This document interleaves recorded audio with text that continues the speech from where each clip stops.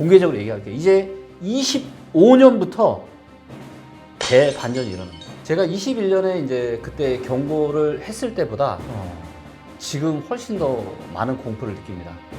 지금은 이미 내놔도 안 팔려요. 자, 그런데 문제는 뭐냐? 25년에 하반기를 제가 좋지 않게 보고 네. 있는 이유가 있습니다.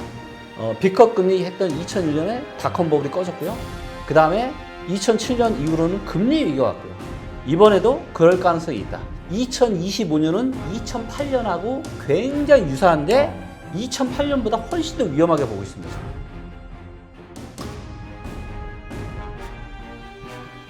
먼저 이렇게 나오셨으니까 네. 지난해부터 한번 짚고 가죠. 2024년 부동산 시장 어땠습니까? 지역마다 좀 많이 다르긴 했는데요. 일단 2024년은 이제 그래도 꽤 상당한 반등이 나왔던 이런 한 해라고 할 수가 있습니다. 네. 그리고 계절적인 특징이 좀 있었는데 23년이나 24년이나 패턴이 비슷해요. 그러니까 연초에 정부의 이런 정책들로 인해서 부동산 시장이 이제 뜨겁게 달아오르다가 한 7, 8월 정도에 가장 정점을 찍고 그리고 이제 9월 달, 10월 달부터 시장이 조금씩 꺾이고 이제 하락을 하는 이런 패턴들이 23년이나 24년에나 똑같이 나타나고 있는데 24년 같은 경우는 23년의 반등장보다 이제 훨씬 더 강력한 반등장이 나타났습니다. 네. 네. 2024년 또 양극화가 만만치 않았다. 똘똘한 한 채로 쏠림 현상. 그래서 네. 어느 지역은 오르지만 어느 지역은 전혀 오르지 않았다 또는 떨어졌다. 네. 이거잖아요. 네, 맞습니다. 이게 지역마다 너무 다른데 지금 요 화면을 잠깐 좀 보시면 네. 자, 이게 이제 그 플라워 차트라고 하는 거예요. 네. 그래서 매매가와 전세가의 흐름을 서로 다른 지역을 한눈에 볼 수 있게 제가 이제 고안한 차트인데 여기 이제 십자선을 중심으로 오른쪽으로 움직이면 매매가가 올라가는 거고 왼쪽으로 움직이면 매매가가 떨어지는 거예요. 네. 그럼 제가 한번 질문을 드려볼게요. 자, 24년 한 해 동안 그리고 지금 요 데이터가 24년 1월 1일부터 2025년 1월 13일, 1월 네. 중순까지의 데이터거든요. 네. 자, 그럼 전국에서 가장 많이 오른쪽으로 움직인 지역이 어디죠? 강남 아니에요? 서울입니다. 네, 서울. 서울. 아, 네. 네, 그래서 서울이 가장 많이 이제 올랐고요. 자, 그다음에 인천 같은 경우가 오른쪽에 두 번째 있죠. 네. 근데 인천은 오른쪽으로 가다가 지금 왼쪽으로 가고 있죠. 네. 그러니까 올라가다가 지금 다시 꺾였어요. 하락을 지금 하고 있고, 그다음에 경기도 같은 경우도 좀 올라가다가 조금 지금 최근에 경기도 보시면 전세가나 매매가나 지금 둘 다 떨어지고 있어요. 네. 서울도 지금 보시면 서울 같은 경우는 이제 8월 달에 가장 뜨거웠었고요. 그리고 매매가뿐만이 아니라 전세가도 어떻죠? 전세가는 내려가네. 지금 약간 하락으로 돌아섰습니다. 네, 네. 그래서 매매가는 거의 지금 보합까지 네, 돌아섰고요. 그러네. 그래서 이제 수도권은 움직임이 좋은데 네. 수도권 이외의 나머지 지역들은 왼쪽에 있어요, 오른쪽에 있어요? 왼쪽에 있어요. 왼쪽에 있죠. 네. 왼쪽에 있다는 거는 매매가가 지금 빠진 겁니다. 네. 네, 그래서 세종, 대구, 제주, 부산 이런 지역들은 매매가가 지금 다 떨어진 거죠, 작년에. 정부의 부동산 부양 정책에도 불구하고요. 그러면 이 그래프가 2025년에도 계속 유지가 될까요? 이거는 2025년은 지금 제가 전망을 어떻게 보고 있냐면 네. 25년 같은 경우도 또 정부의 이런 부동산 부양 정책이 여전히 지금 지속이 좀 되고는 있는데 그래서 25년은 이제 좀 좋게 보면은 강보합 정도. 예, 물론 이제 일부 지역은 오른 지역도 있겠죠. 그리고 어떤 지역은 여전히 하락하는 지역도 있을 겁니다. 근데 저는 지금의 부동산 시장을 언제랑 똑같이 보냐면 2008년, 그 다음에 2022년, 그리고 2025년 이 패턴이 아주 비슷할 거라고 네. 봐요. 그래서 22년 같은 경우도 제가 이제 21년 10월 달에 제가 무슨 얘기를 했냐면 10년에 한 번 올까 말까한 조례 매도 기회다. 그런 얘기를 제가 했었고, 그리고 22년도 상반기에는 그나마 나쁘진 않았거든요. 그런데 22년 하반기에 엄청난 폭락이 나타났었잖아요. 그리고 금융위기가 벌어졌던 2008년에도 강남은 이미 이제 그때는 지금하고 패턴이 좀 달라서 그때는 이미 고가 지역인 강남이 먼저 떨어지고 있었고 이 상승의 여파가 서울의 주변부 그리고 인천, 경기도 외곽 이런 지역까지 뜨겁게 달아올랐어요. 그래서 2008년 상반기에는 외곽 지역들이 좀 뜨겁게 달아올랐는데 2008년에 이제 동반 하락을 크게 했었죠. 그래서 이런 패턴이 저는 2025년에도 나타날 가능성이 아주 높다. 그럼 하락의 시작이다? 진정한 하락의 시작이죠. 그래서 제가 21년에 이제 그때 경고를 했을 때보다 저는 지금 훨씬 더 많은 공포를 느낍니다. 그래요? 네, 그 그래서 정도로? 7, 8월에 다 팔아야 된다. 그래서 올해? 24년 7, 8월에. 이미 예. 왜냐면 그때가 가장 정점이었어요. 뜨거울 거고, 그리고 부동산이라는 건 다들 거래를 좀 해보신 분들은 아시겠지만 지금은 이미 내놔도 안 팔려요. 근데 25년에는 이게 요 밑으로 갈 것이다. 25년 상반기에는 약간 반등이 또 나올 수도 있습니다. 그러니까 작년에 24년에 부동산 시장의 반등을 강하게 나타나게 했던 원인이 좀 있는데, 그게 뭐냐면 신세가 특례예요. 신세가 특례로 또 50조 가까운 돈을 풀고, 그 다음에 여기에 플러스 뭐가 또 굉장히 강력했냐. 원래 이제 성인 자녀 같은 경우는 또 결혼을 앞두면 부모들이 또 증여도 하잖아요. 그래서 성인 자녀 기준으로 5천만 원까지는 비과세란 말이에요. 세금 한 푼 없이 줄 수가 있어요. 그런데 이거를 결혼을 하게 되면은 1억을 더해서 1억 5천까지는 비과세를 해준 거예요. 양가 3억이에요. 양가 3억. 네. 그런데 돈이 또 조금 더 있잖아요. 그러면 1억 5천이 아니라 2억 5천을 해줍니다. 2억 5천을 증여를 해줘도요, 세금이 1,000만 원이 안 돼요, 증여세가. 그런가요? 그러면 양가 합산해서 5억이 되는 거예요. 그러네. 거기에 신세가 특례라고 하는 상당히 낮은 금리로 대출을 또 받아요. 그러면은 없던 수요도 폭발적으로 일어날 수밖에 없겠죠. 좀 있는 집에서는 그거 해줄 수 있겠네요. 당연하죠. 그렇기 때문에 이로 인해서 24년에 부동산 시장이 23년보다 더 뜨겁게 반등장이 나왔던 거고요. 자, 그런데 25년에는 뭐냐? 25년에는 이 신생아 특례의 소득공제 한도가 있었어요. 그러니까 부부 합산 1억 3천 정도였거든요. 이 소득이 넘으면 신생아 특례 혜택을 못 받았어요. 자, 그런데 이거를 부부 합산 이제는 2억 5천까지 늘렸습니다. 그래요? 자, 그럼 2억 5천까지 늘려주면은 혜택 많이 받죠. 웬만한 부부는 다 되지 않을까요? 왜냐하면 부부가 결혼했다는 것은 한 30대 초반 정도인데 네. 2억 5천이라는 것은 각자 1억 이상의 연봉을 받았을 텐데 맞아요. 1억 이상의 연봉을 그 나이에 받는 사람 많지 않죠. 많지 않죠. 네. 그래서 이런 것들로 인해서 수요가 나타날 수 있다.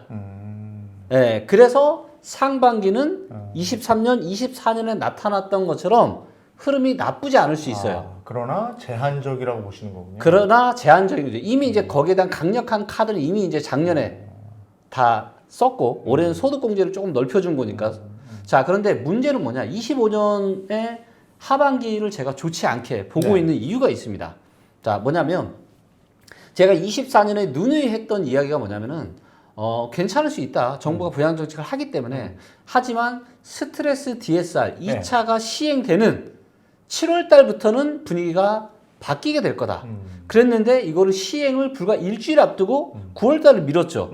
그러면서 이제 7월 달, 8월 달에 막판에 땡기기식으로 7월인 줄 알았는데 이걸 9월로 늦춰주니까 그럼 마지막 그 영끌수요가 또 나타났겠죠.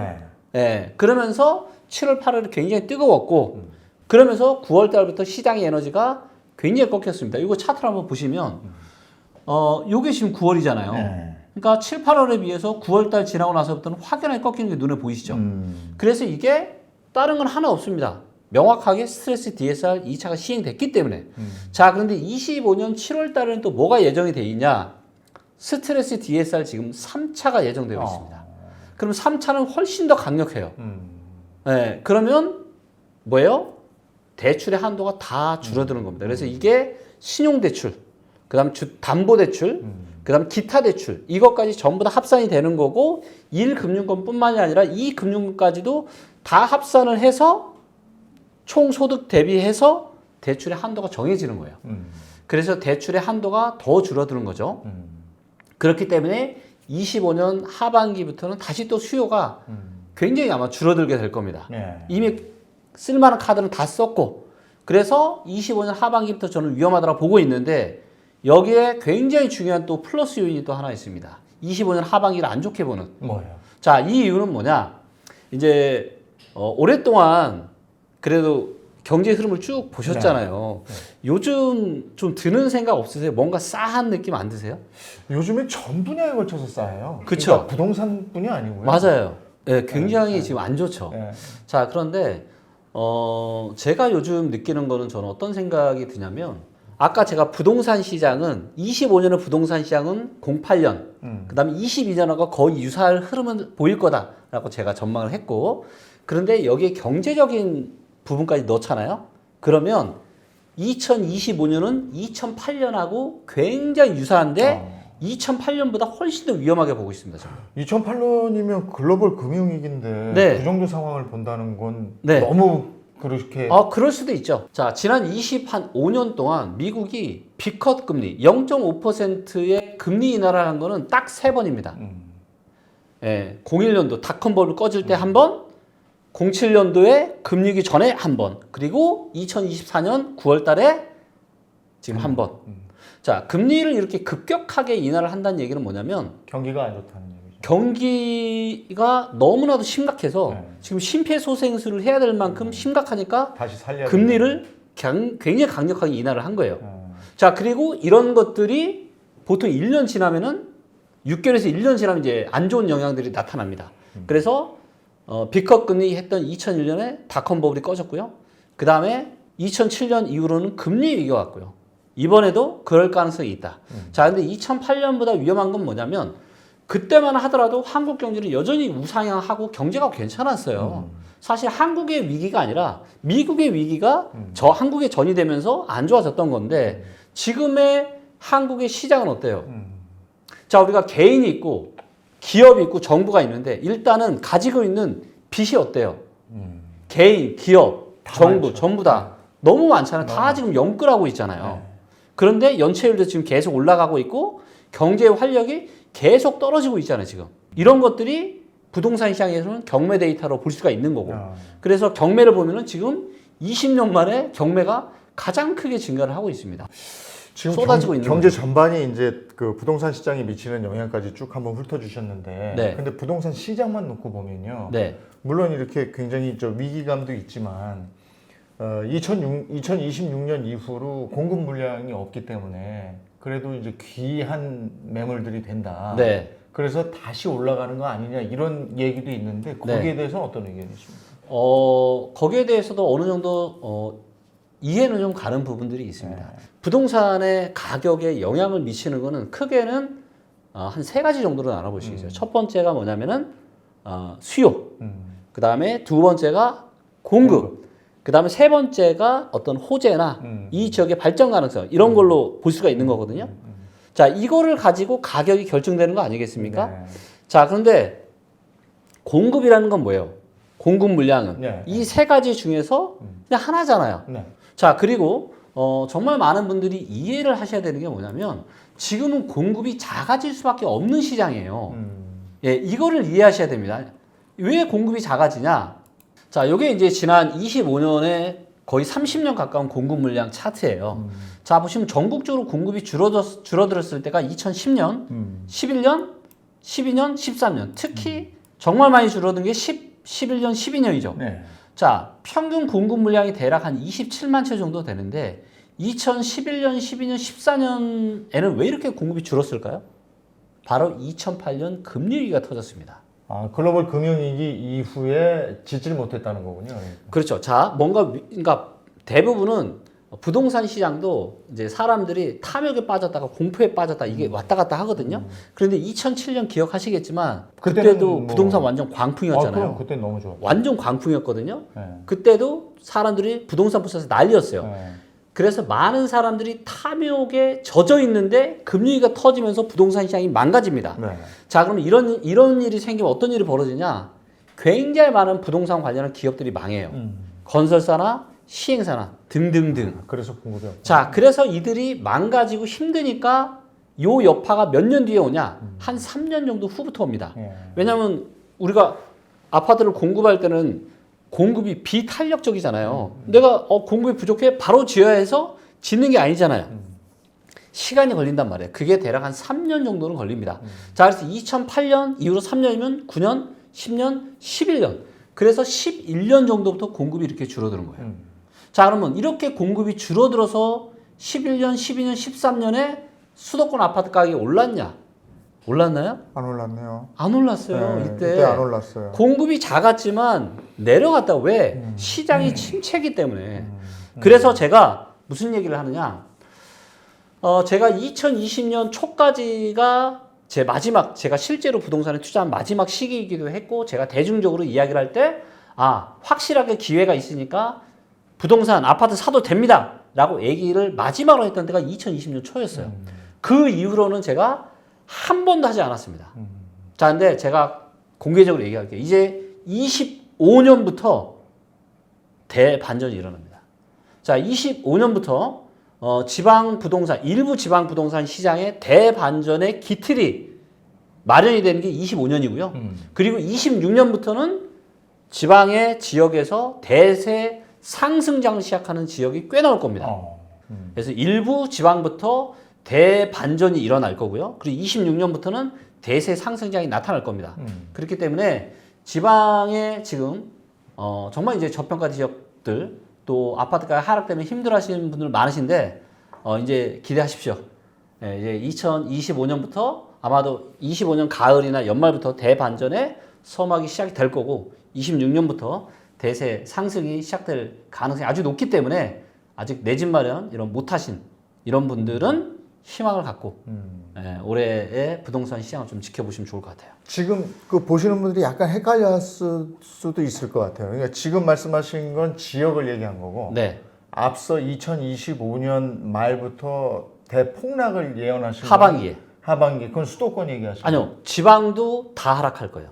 근데 지금은 또 26년에는 그 올라가는 그렇죠. 기회가 있다 예, 하셨잖아요. 왜 그랬냐면 자, 지방은 우리가 이제 그러니까 많은 투자의 고수들이 그런 얘기 하잖아요. 어깨 위에서 팔고 무릎 밑에서 사라. 그렇죠? 자, 그러면 비유를 하면 서울 아파트 시장은요. 어깨 위에요. 강남은 머리 꼭대기입니다.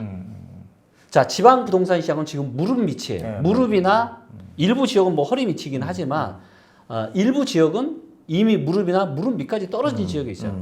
자, 근데 2025년 하반기는 저는 굉장한 경제 충격이 올 가능성을 저는 상당히 그래서 높게 좀 경제 보고 있고요. 전반으로 봤을 때 하향이다. 그렇죠. 거기에 스트레스 DSR 3차까지 시향되는 거. 네. 그리고 심리가 완전 얼어붙는 거죠. 네. 예, 그러면서 상당한 폭락이 일어날 가능성이 높아요. 자, 그런데 수도권만 폭락하느냐? 절대 그렇지 않죠. 지방도 같이 가죠. 예, 수도권이 안 좋은데 어떻게 지방이 좋겠어요? 그래서 지방도 떨어질 겁니다, 그때. 자, 근데 이미 무릎이나 무릎 밑까지 떨어졌어요. 그럼 더 떨어지겠죠?